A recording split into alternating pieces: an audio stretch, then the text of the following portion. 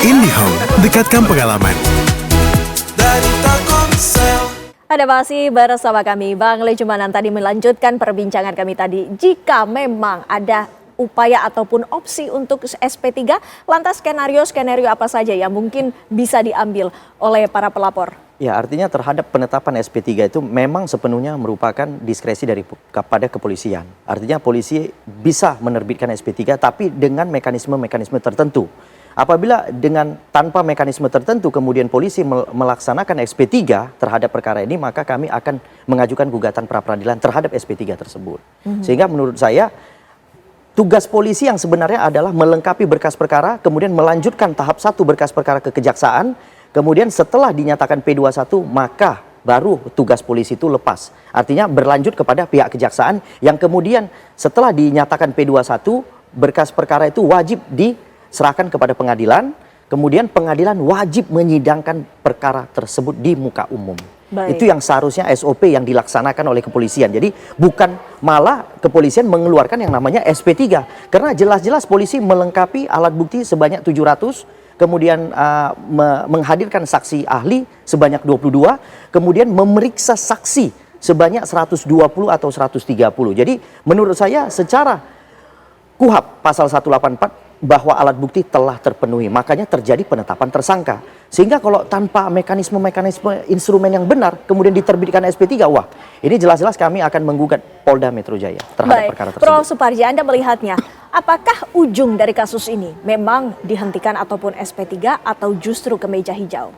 Ya, saya kira bahwa potensinya dua-duanya bisa terjadi.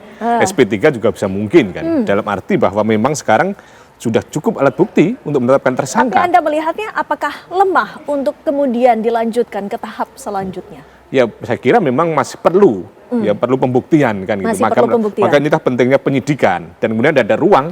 Dan nanti seandainya ahli yang dihadirkan oleh para tersangka ini akhirnya bisa merubah tentang alat bukti sebelumnya, maka bisa saja peluangnya SP3 ada. Tetapi seandainya juga bahwa ternyata penyidik sudah punya keyakinan terhadap penetapan tersangka sebelumnya, maka bisa dilimpahkan. Jadi peluangnya memang masih memungkinkan. Itulah pentingnya praduga tidak bersalah, bahwa dalam konteks ini peluang untuk dilanjutkan perkaranya kalau memang sudah ada alat bukti yang cukup dan kemudian sudah meyakinkan, dan jaksa, yang terpenting adalah jaksa sudah siap menerima pelimpahan perkara, karena nanti yang bertanggung jawab di persidangan beban pembuktian adalah jaksa. Maka jaksa tentunya tidak ingin susah membuktikannya, nanti akan merusak bagaimana reputasinya kepada yang bersangkutan. Jadi menurut saya kita hargai, kita apresiasi, kita pantau, kita pandu, kita kawal bagaimana penyidik bekerja secara presisi dengan cara bagaimana melengkapi dan memberikan ruang bagi para tersangka untuk menghadirkan saksi, menghadirkan ahli yang meringankan dalam rangka membuat terang benderang perkara ini, dalam rangka membangun sebuah kebenaran material. Dan seandainya nanti misalnya keluar SP3, memang ada peluang untuk pra-peradilan kan, objek pra-peradilan salah satunya SP3, surat perintah penghentian penyidikan.